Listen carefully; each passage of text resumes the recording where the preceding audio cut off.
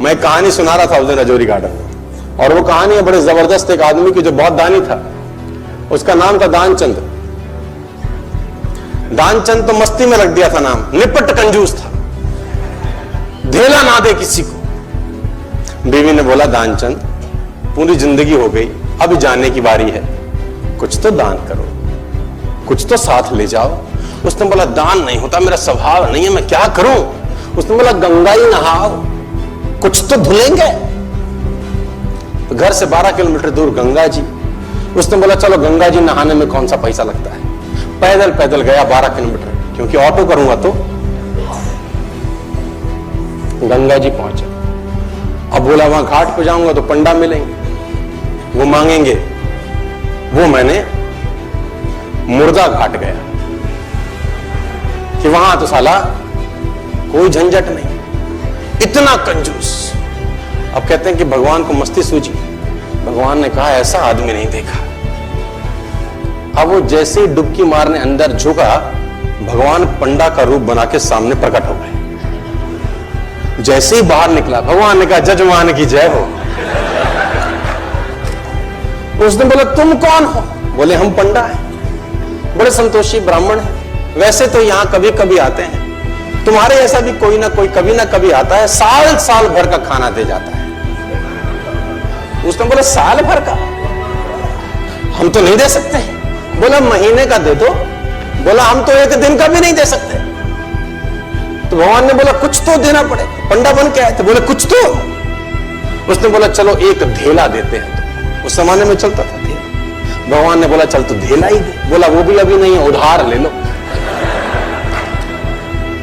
भगवान ने बोला चल उधार ही टेक तो। उसने बोला उधार है, फिर कभी देंगे। तो बोला ठीक है। गया वापस 12 किलोमीटर, थका हारा। 12 गया था, 12 आया, थका हाया आया, घर में आके सो गया। थोड़ी देर बाद घर का दरवाजा खटखटा। जजमान की जय हो। बीवी ने दरवाजा खोला, देखा तो वही पंडा। बोला हाँ। बोला वो आपके पति देव ने कुछ उधार लिया है, वो लेने आए। पत्नी ने आदमी को जगाया, जागो, किसी पंडा को कुछ कहने को दे आए थे? बोले हाँ। बोला आ गई है बाहर। बोला जाके कह दो कि उनका तबीयत खराब है। अब कंजूसी देखो। अब वो जाके बोली उनकी जी तबीयत बहुत खराब है।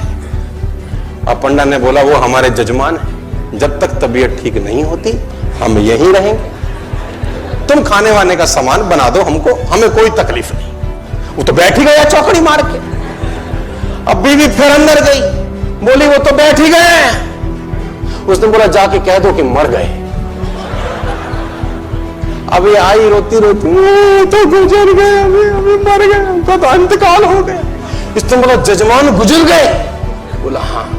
बोला तुम कहां गांव में जाके अकेली औरत खबर परोगी, हम खुद ही खबर कर देते हैं। बाहर गए और जब तक तो रोती तब तक तो बताए सबको कि दानचंद गुजर गया, दानचंद गुजर। अब धीरे धीरे धीरे भीड़ इकट्ठी होनी शुरू। धीरे धीरे धीरे भीड़ इकट्ठी होगी, दानचंद के घर में इकट्ठे हो गए। अब दानचंद को बांध लिया, ले जाने की बारी। अब वो बीवी रोवे, ये मरे नहीं है। लोगों ने बोला ये तुम्हारा मोह है, ऐसा तुम्हारा मोह है, सबको होता है। और वो कम वक्त भी बंध गया,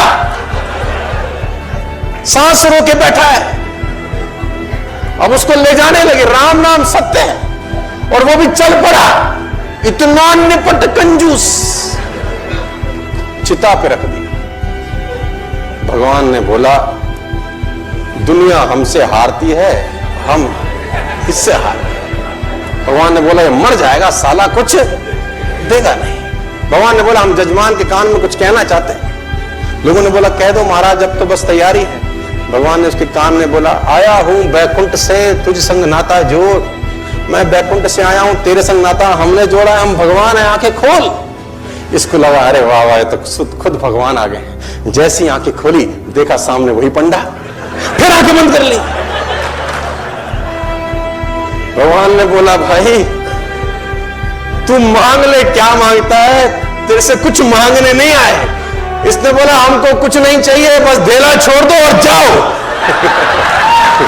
तो इतना कंजूस,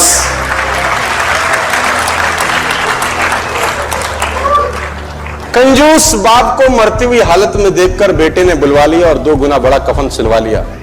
कंजूस बाप को मरती हुई हालत में देखकर बेटे ने बुलवा लिया और 2 गुना बड़ा कफन सिलवा लिया कि बाप ने जिंदगी बड़ा दर्द सहा, ना ठीक से पहना ना ठीक से खाया, अब कम से कम मन भर के उड़ा तो सकूंगा कफन।